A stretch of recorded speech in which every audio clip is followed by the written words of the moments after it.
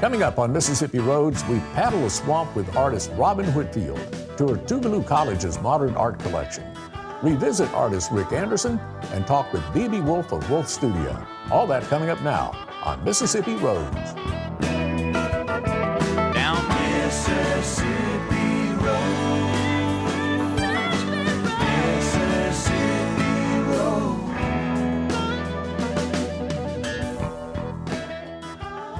Hi, welcome to Mississippi Roads. I'm Walt Grayson. We're in the art studio at Mississippi College this week because we're talking about Mississippi art and artists.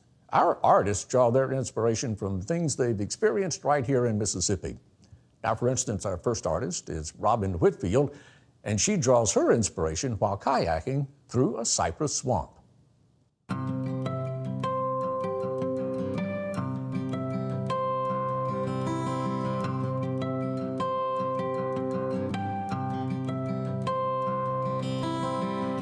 My beginnings as an artist has to start just with my home life.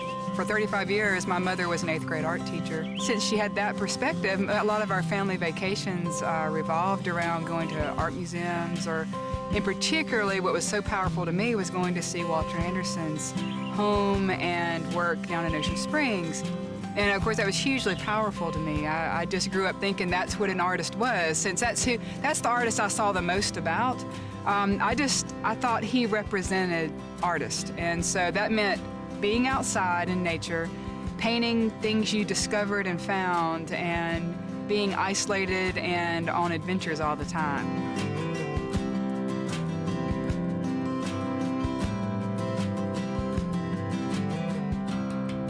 As an artist, I almost always paint on location, and occasionally I'll take a kayak. What I love about kayaking is I can access things that no one else can access. I can take myself away from where I might get interrupted by a person or a sound and completely lose myself in nature.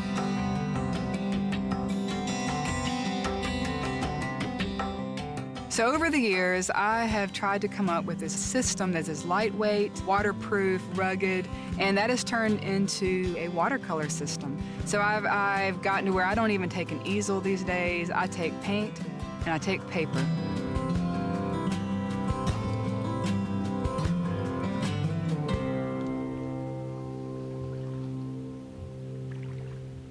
So an interesting thing happened about a decade ago when I was painting. And I was out in my kayak. I was out in the middle of a swampy area working on a painting that I was kind of excited about. And some wind came along and picked up my paper and blew it face down in the water. Well, I with a heavy heart, I reached down to grab it. I just knew it was just going to be awful. And I picked it up, and sure enough, it was covered in this just brown stuff that was all over the water. And for a split second, I was a little disappointed. But I mean, pretty immediately, I almost took in my breath, like, oh my gosh. Because the color I was looking at, it was a pretty deep kind of translucent brown, almost a glowing orangey brown. And I remember thinking, oh my gosh, that is the most beautiful color I've ever seen. And from that moment on, I started looking at the things around me in a new way. Because I can't tell you how often I've paddled through the swamp. I've gotten that brown, I guess some people call that swamp scum, but it's actually just plant oils. And those plant oils also allow pollen to stick and dust to stick, and all the interesting stuff in the water rises to the surface. And so it's almost even like a petri dish. I mean, it's as interesting to me scientifically as it is artistically. So when I pull my paper through that water, I can look down and see bits of plants, little animals moving around, sometimes algae, just all kinds of stuff. It's very seasonal. Different times of year, different sorts of things will be in a very thin layer across the paper. And it's different every single time, and it never gets old. Now, I don't really know all the chemistry going on. I'm really more interested in the magic.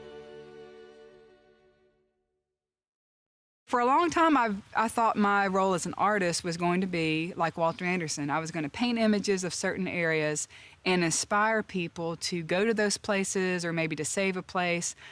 Well, I am so glad that life had other plans for me.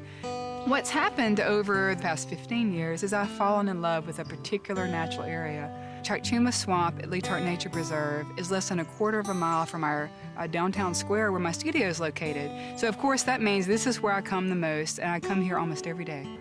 I first moved to Grenada in North Mississippi right out of college. I came here to paint murals. So when I wasn't painting murals, I just wandered around looking for a place to go. Well, I was living in our downtown at the time, and the closest natural area I could find was this big swamp. It was right over the river from our downtown. Well, this became my place. It became the place I came and began to really learn about nature. Because like I was saying, I knew I loved nature all of my life, but I had not had an opportunity to spend a lot of time in one particular place. And I could not wait to get here every day. And it became the place I learned to watercolor. It became why I wanted to watercolor. It became where I put my first kayak into this swamp. Our city decided they wanted to do a citywide timber harvest on all their properties, the swamp being one of them. That's when the true conservationist in me came out, which I did not even truly realize was there at the extent that it was. Because I was not going to allow this place to be cut, or at least was going to give it my best shot in saving it. Because I thought to myself, if I can't save the one place I love in my backyard, then what can I save? This swamp happens to be in our downtown area, and everyone loves our downtown, and everyone loves this city.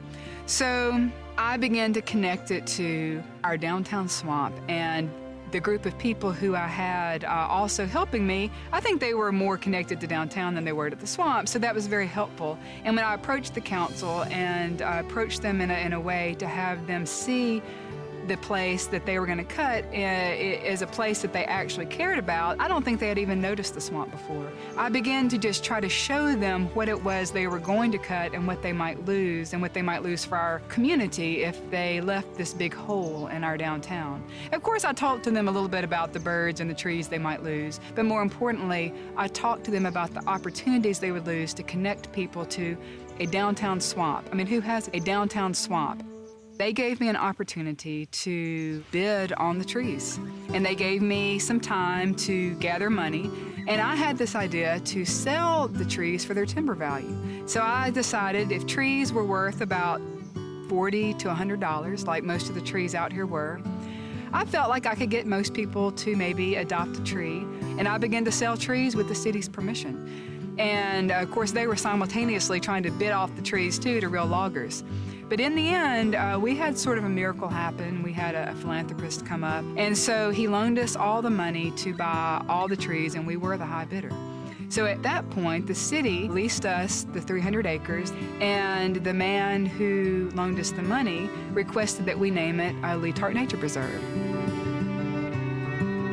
Everything is connected. The people coming here, they're loving it, them taking it back, talking about it, the way it spreads out into the world, every single thing is connected, from the smallest microorganism here to the big groups of people that come here on our days when we do tours, to just where it sits in our downtown. Every single thing is connected, and everything that has happened here or will happen here is because of those connections.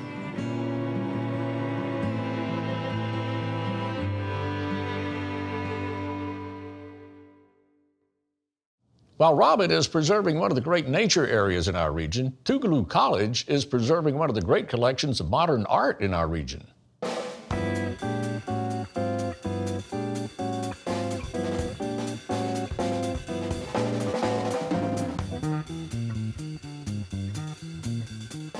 The collection came to us in 1963 by a group of New York activists working around the civil rights movement, and they were interested in Mississippi students, and in particular Tougaloo students, the community having access to modern art.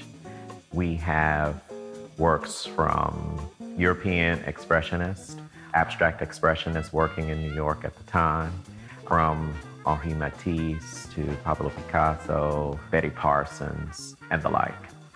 It's actually the first modern art collection in the state. And so if you wanted to see what artists were doing in New York at that time, and you were in this area, you came to Tougaloo. You had to come to Tougaloo to see this collection and see these artists. I did a lot of research to apply for the job, and I read a little bit about the art collection, but it wasn't until I was actually on campus and met with the art curator. I walked through the facility, the Benny G. Thompson building, in amazement. And when I got to the area where our gallery is housed, I was amazed at the collections, the amount of history, the stories. Like right now, a piece in this home was a gift to the college from Harry Belafonte. You just don't think about that every day as you pass Tougaloo College. So I was really, really overjoyed to find that this was here. But then I had a lot of fear about it because I thought, oh my goodness, we're responsible for these collections, to preserve these collections. Ronald Schnell was the curator, the first curator of the collections. And he was responsible for writing grants and getting other supporters to either donate or writing the grants to purchase works. And really that's how we received works by African American artists. There was a grant that he wrote to the NEA that was specific to buying works from living artists, and that was what the grant program required. But he used that opportunity to buy works from living African American artists working in the late 1960s, going into the 1970s.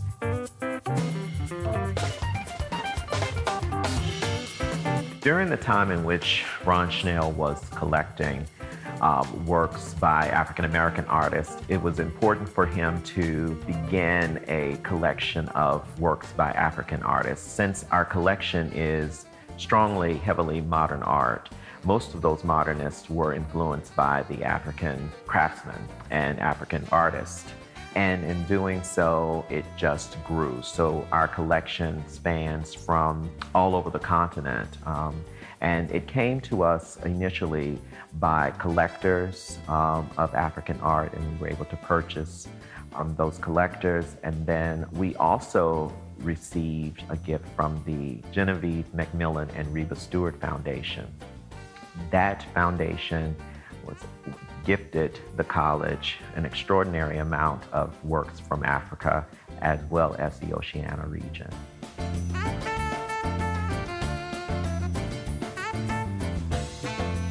We have about 1,500 pieces in the collection, and most of the pieces are kept in our storage vault. The gallery is located in the Benny G. Thompson Civil Rights and Academic Center. The second building is the President's House, and both of those areas are where we house the collection. We renovated the home recently, and the curator took his time and went through the house and decided what pieces would best fit the home to keep it in the period of mid-century modern, but also to make sure that the collection was fully represented by the pieces in the home. I tell everyone, I live in a gallery. You have to come and visit. Art collections in the South. The Governor's Award for Preservation of the Arts is presented to the Tougaloo College Art Collections. Turi comes to my office and he begins to explain to me what this award means for us. And then I just start running because I was so excited about it. We are doing such great work here, and we want our story to be told, but I never thought that our art collection would gain this type of recognition. The campus is a closed campus, so we encourage visitors to make an appointment through the Office of the President, and we will be happy to have the gallery open and accessible for those that are interested in viewing the works. Tougaloo is here to partner with the museum. We have a great partnership with the Museum of Arts. We have a great partnership with the Luce Foundation and the Mellon Foundation. And all of those groups work hard with us to preserve the collection. And we're very excited to make sure the community knows that this art collection is in great hands.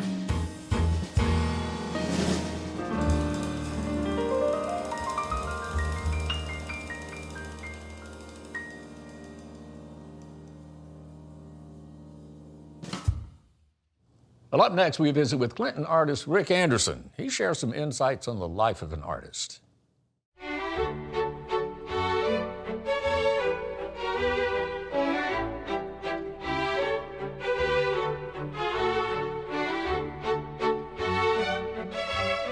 But being an artist, a painter in the case of Rick Anderson, is not only a full-time job, it is a lifestyle. And it actually has been for a long time. Years and years and years ago, and I was probably 7 or 8 or 9. So that's when I started doing art. I liked it then. Of course, it was just fun. My parents always were behind me, and that was when a lot of parents would say, you can't make a career at that. You need to be a doctor or a mathematician or something. So I think support from home was always good.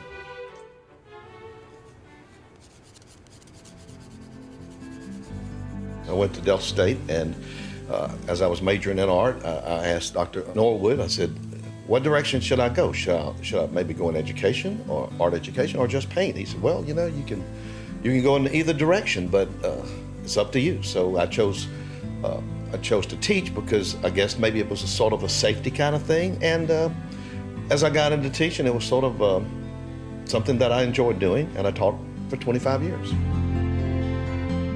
I had a student ask me once, you know, Mr. Anderson, who makes you work? And I said, well, you know, that's a good question because nobody makes me work. Anyway, of course, I have the students work, I make them work. And I said, you know, the day that I don't feel like working is probably the day that I don't need to be doing art anymore.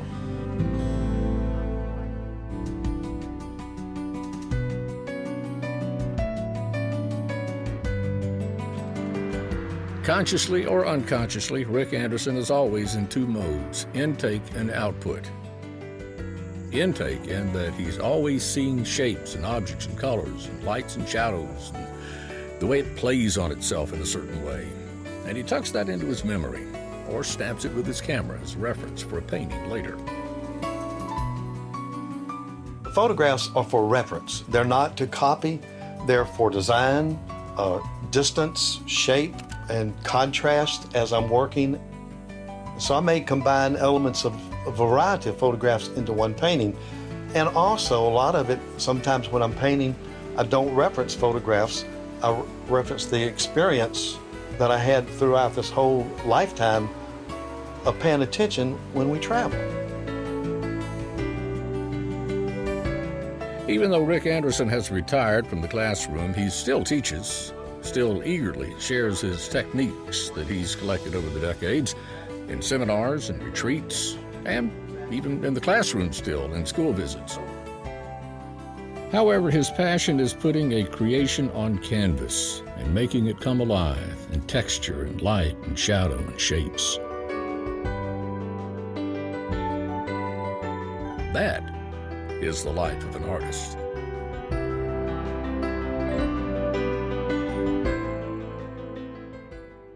In our last story, we visit with B.B. Wolfe. She's going to tell us about her famous artist parents, Carl and Mildred Wolfe, and the life they lived together as artists.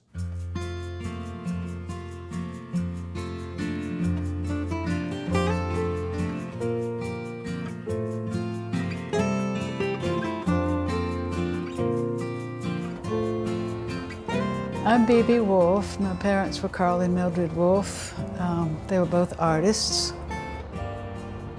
My parents were Mildred Nungester Wolfe and Carl Wolfe, and they were both artists before they met.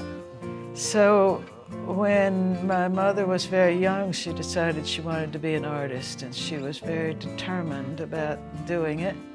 She saved her money and wanted to build a studio in the backyard, and her father helped her do that and found a carpenter to build it. She had taught herself watercolor and had become a really, really, really good watercolorist. Her facility with watercolor and that kind of decisiveness and the boldness carried over into her oil painting. So she had this great sense of design and composition. And I asked her once, how did you get to be so good at watercolor? And she said, well, every summer she would do one in the morning and one in the afternoon. And she said, do that for a summer and you'll get good at it. My father, I think by that time, decided that he wanted to be a portrait painter. He was so inspired and so determined to really be as good an artist as he possibly could, that I know he worked really, really, really hard. As a tradition, he admired so much the great masters of portrait painting. Portraits generally are showing into the person some sort of way. The really great portraits, the ones that you can look at for a long time and that you get mesmerized by, they show you something about humanity and about that person. And I think he was always moved by that and always aspired to do that in his work. He saw beyond the people that he painted in some kind of way that was quite nourishing to him and shows in his work too. He always had a couch in his studio. He'd take a nap there after lunch, and so when he woke up, he'd be out there waiting, ready to paint. I was in the studio once in the evening. I don't remember what I was doing, but I got sleepy and I decided I'd lie down on the couch for a minute, and I actually went to sleep. It was kind of early in the evening. And when I woke up, there was a portrait that was leaning against an easel or something right nearby, so it was the first thing I saw when I sat back up. The minute I saw it, it was as if I was looking at him. It was as if I was looking at my father. And it was an uncanny feeling because it was not him. The person in the portrait was not him. But it was like every bit of it was there. It was my father. It was him. And the next day I told my father about it, and he said, "Oh yeah." He said, "Yes, I'm always in the portraits that I paint." Well, he was asked to be an instructor at the Dixie Art Colony in Alabama. So they would try to get a visiting artist to come teach every year, and that was what my father was doing. And he really loved the place too. So the next year, after the first year my father painted was there, was when Mildred showed up as a participant, and that's how they met. She really fell in love with him, and I think he was the only man that she ever fell in love with. He was the love of her life from then on out. A year later, I think he got drafted. So he was assigned a commercial art unit. My mother, she actually did get herself to Colorado. She figured, well, if I get myself there, at least we'll see each other. And they did.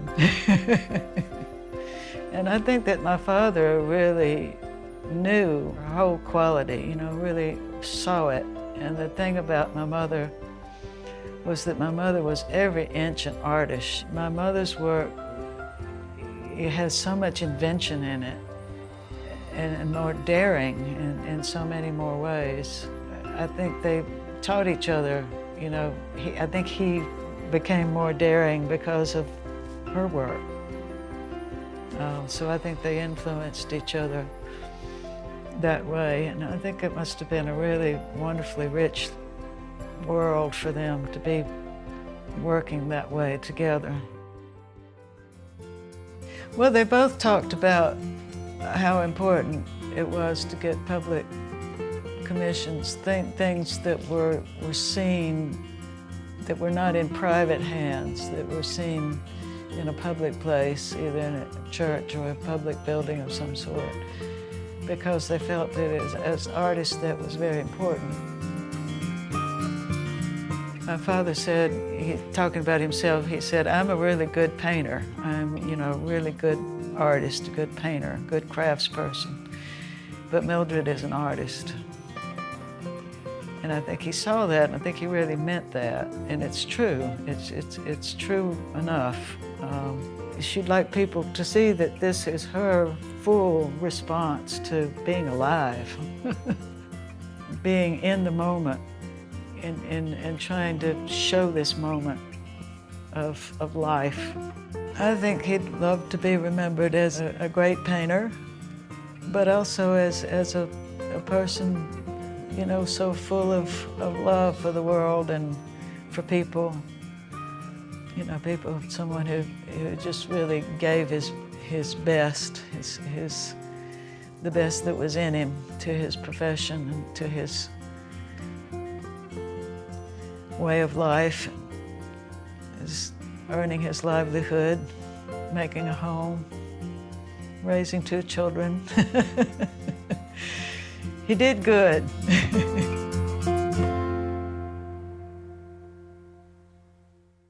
Well, that's all the time we have for this show. If you'd like information about anything you've seen, contact us at mpbonline.org/Mississippi Roads. And while you're at it, make sure you like our Mississippi Public Broadcasting Facebook page. And check out our Mississippi Roads Facebook page, too.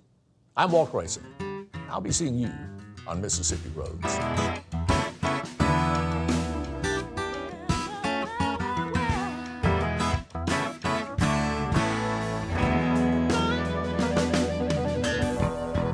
Mississippi Roads is made possible in part by the generous support of viewers like you. Thank you.